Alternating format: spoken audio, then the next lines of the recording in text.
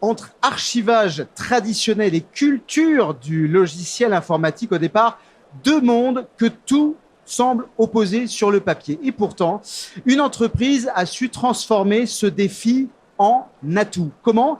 Eh bien, on vous raconte tout ça ici au studio Lazare et Verial en plein cœur de Tech Fest 2026. Bienvenue au match imparfait de la rédaction. Le match imparfait de la rédaction pour parler de tous ces contraires, ces différences, ces oppositions qui sur le papier sont là et dans les faits deviennent des moteurs, des modèles d'innovation, des différences notamment de culture organisationnelle qui dans une même entreprise peuvent être fatales mais aussi source d'un nouveau modèle. C'est ce qui s'est passé dans une société très connue de la région lyonnaise, Everial, spécialiste de la valorisation de l'information depuis plus de 30 ans dans la conservation, dans la dématérialisation, dans l'exploitation. Ils sont passés de l'archivage des documents, au départ métier très traditionnel, très clérical, très papier, à cette digitalisation des processus métiers grâce au développement de logiciels informatiques performants. Cette évolution, elle n'était pas acquise dès le départ. C'est aujourd'hui pourtant une réussite florissante. C'est ce que vont nous raconter Aurélie Rocamora, directrice innovation marketing et communication chez Everial. Bonjour Aurélie. Bonjour Philippe.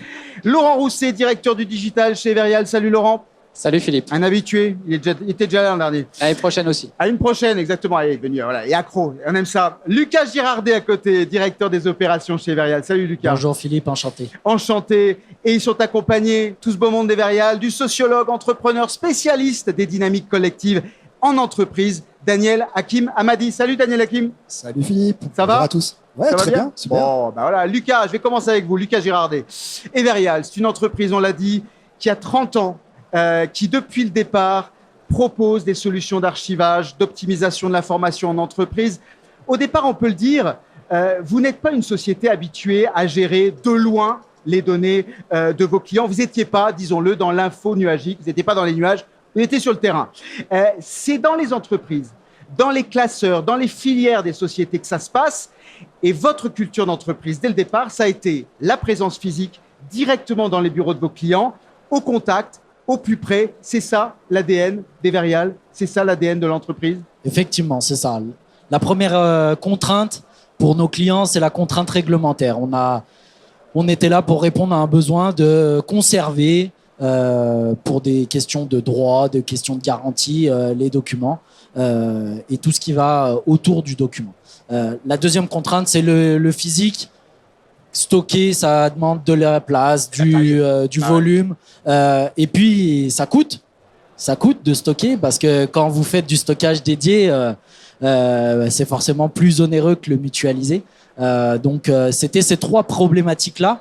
Et aujourd'hui, finalement, on a une nouvelle contrainte qui s'est ajoutée dans la dynamique la dynamique de nos clients, dans la dynamique de départ, c'est le temps.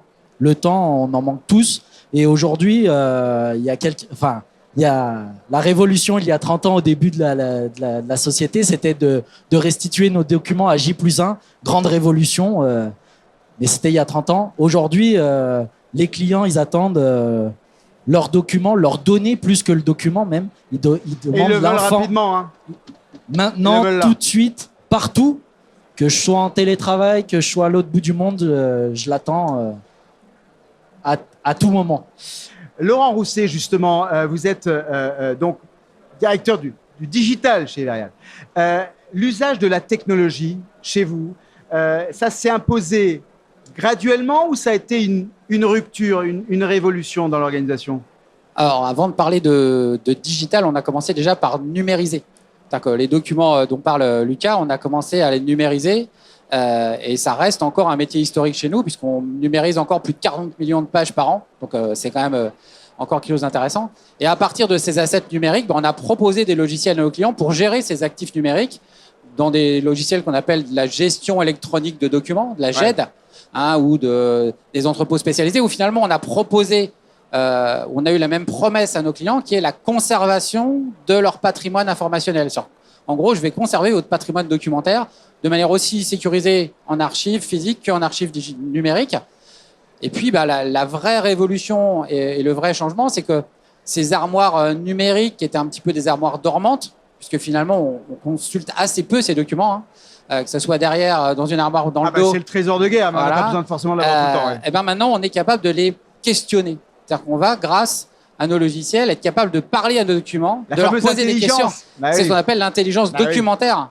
Parce que, quoi qu'on en pense, les prises de décision, elles ne se font pas avec de la BI. Elles se font en regardant les documents, en comprenant ce qu'il y a dedans. Et donc, on propose à nos clients, non plus d'accéder à de la donnée, mais de valoriser leur information. Mais là, on évoque justement depuis le départ avec Lucas et avec vous, Laurent, le contact, la présence physique auprès du client, l'arrivée de la technologie, justement, la numérisation qui s'est faite des documents, et j'ai presque envie de dire son accélération, puisque c'est ce que vous évoquiez, il y a la réalité aujourd'hui. Est-ce que ça a provoqué quand même, au sein de votre organisation de l'entreprise, un petit choc des cultures quand même, ou est-ce que ça s'est fait progressivement et naturellement? Il n'y a pas eu de révolution. Je ne pense pas qu'il y ait eu de révolution. Maintenant, on ne peut pas dire qu'un archiviste parle le même langage qu'un data scientist ou qu'un développeur. On ne va pas se raconter la vie. Là où ils vont se retrouver, c'est sur la raison pour laquelle c'est quoi le sens global qu'on a. Ouais. Et le sens global, il irait vraiment tourner autour de cette conservation du patrimoine informationnel. Comment, de cette conservation long terme à sa numérisation et à la digitalisation des process, finalement, j'offre à mon client la même chose. Donc, on est sur un continuum, ce qui fait que même si culturellement, on vient de mondes très, très séparés, on arrive à se retrouver sur le terrain. Il y a un dénominateur commun. Et le dénominateur commun, c'est cette information, qu'elle soit physique ou digitale, pour la valoriser. Et comme je le dis, encore une fois, c'est de la conservation du patrimoine informationnel des entreprises. Et c'est la valeur aussi de l'entreprise. Aurélie Rocamora, vous qui êtes garante de la marque, de la cohérence de l'offre produit, de la qualité du service au client chez Everyal, comment vous avez fait justement de cette progression, de ce qui aurait pu être un choc des cultures et qui finalement n'en est pas un, mais dans les faits, il y a quand même deux mondes qui se parlent. Comment vous avez fait pour que tout ça devienne finalement un moteur d'innovation ? Finalement, en fait, ça s'est fait assez naturellement parce que quand on observe, on n'est pas sur des offres opposées. Certes, on va parler d'offres historiques où on va être vraiment sur de l'opérationnel, de la conformité, du terrain et on est vraiment dans le réel avec cette partie de dématérialisation et je dirais même plus de digitalisation qui nous amène davantage dans le monde virtuel. Mais en fait, la force et qui n'était pas finalement un choc des cultures, c'est cette dualité sur laquelle, en fait, on a vraiment mis en avant la cohérence d'ensemble. Et c'était là, en fait, l'essentiel et le défi pour Everyal, c'était de démontrer cette cohérence d'ensemble sur le parcours de l'information et justement s'extirper un petit peu de ce caractère documentaire, même si on vient y mettre de l'intelligence, mais revenir finalement aux enjeux métiers de nos clients, à leurs usages, à la confrontation, j'allais dire, sur le terrain, sur lesquels les offres historiques, comme Lucas le disait, sur lesquelles on va se poser des questions de conformité, de traçabilité, d'authenticité, de traitement, etc. Là, on pouvait apporter en fait des caractéristiques et des offres supplémentaires logicielles, vraiment pour amener, j'allais dire, une accélération et un côté amplificateur par rapport à ces usages-là. Mais ça veut dire quand même que par rapport à une entreprise qui serait dès le départ 100% digitale, le fait que vous ayez été, on va dire au départ, justement, dans l'archivage traditionnel, dans le côté contact physique, terrain, du client, du besoin, ça vous a apporté quoi? Un peu plus de robustesse, de capacité, d'agilité, c'est ça qu'on comprend? Oui, complètement. En fait, ce modèle hybride, concrètement, ça a permis de renforcer en fait, le positionnement d'Everyal. On aurait pu imaginer que justement, on reste une entreprise prestataire de services sur laquelle complètement identifiée sur le document et très loin finalement de toute cette valorisation de l'information. Et finalement, ce qui a été une force, je dirais, chez Everyal, c'est qu'à travers cette dualité-là, on a su mettre en évidence en fait toute la valorisation de l'information qu'on pouvait apporter au travers de nos solutions logicielles. Mais tout ça en l'expliquant au travers aussi des usages métiers et des enjeux métiers que nous faisaient part en fait nos clients. Donc ça a été une vraie force. Parce que clairement, en fait, une entreprise 100%, j'allais dire, digitale, elle va être super spécialisée sur une brique. Là, nous, le challenge, c'est qu'on soit bon justement de façon transverse en fait sur vraiment cette gestion d'information. C'est un point extrêmement important. C'est ce que posent un certain nombre souvent d'entreprises qui sont dans une évolution, ne jamais perdre le contact justement avec la base et le savoir-faire de départ. Daniel Hakim Hammadi, vous avez l'habitude d'intervenir dans des organisations où les dynamiques collectives doivent être canalisées vers un objectif, vers un sens commun. Le cas des Verial, de ce mariage réussi, la dualité dont parlait Aurélie entre métiers traditionnels et justement le digital, c'est un vrai cas d'école. Il vous inspire quoi, ce cas ? Alors effectivement, c'est un vrai cas d'école. Je trouve déjà, ça a été souligné immédiatement, on n'est pas dans l'image d'Épinal, de l'ancien contre le nouveau, de l'organique face au physique. On est dans quelque chose qui a un continuum. Donc ça, c'est important de le rappeler. Et puis je trouve qu'il y a une vraie leçon de sagesse collective. Je me suis permis de prendre quelques notes pendant que vous exprimiez. Moi, j'identifie quatre critères qui font que ça fonctionne en termes de transformation. D'abord, il y a toujours, et vous avez su le conserver, une diversité des points de vue. Vous avez conservé des savoirs locaux et la capacité dans chacune des business units, physiques ou digitales, de conserver ce regard métier, très terrain. C'est ce que vous appelez les espaces de dialogue, ça, Daniel Hakim ? On y reviendra, mais oui, Okay. c'est l'une des bases des espaces de dialogue. Évidemment, pour dialoguer, il faut de la différence. Sinon, ça ne marche pas. Ouais. Et la transformation déteste les clones. Ouais. Bon, c'est peut-être un scoop, mais voilà, c'est super important. Alors, deuxième point que vous avez noté. Deuxième point, c'est l'indépendance. Donc, il faut décentraliser. Il ne s'agit pas d'avoir un tout sachant au-dessus. Il faut se dire qu'il y a une fois de plus les savoirs locaux et il y a de part et d'autre, effectivement, des savoirs métiers qu'il va falloir valoriser. Donc ça, c'est l'indépendance. Le troisième qui est important, c'est comment on va décentraliser. Comment on va descendre de la tour d'ivoire, puis aller voir dans les entrepôts, avec les personnes qui travaillent sur les fonds documentaires, aller voir avec les ingénieurs informatiques, aller voir ceux qui font. Et ça, c'est clé. Et c'est ça que j'appelle la décentralisation. C'est comme ça qu'on crée une vraie dynamique d'intelligence collective et qu'on travaille sur le travail réel et puis pas sur un fantasme. Que ça percole finalement Ouais, dans tous tout à fait. les endroits.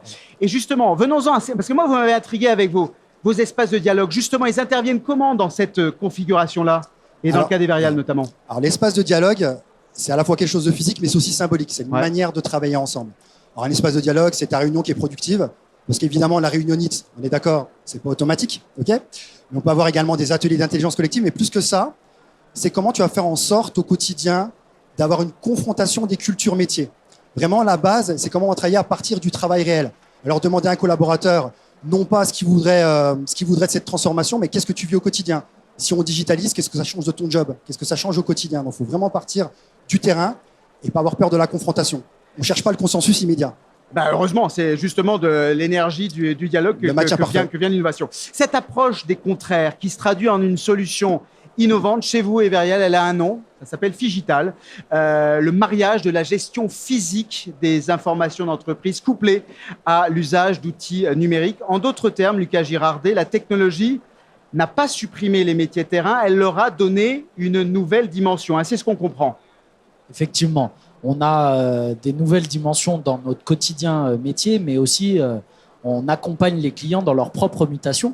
Et c'est aussi ce qui donne finalement un effet miroir à notre propre transformation et à notre réussite business.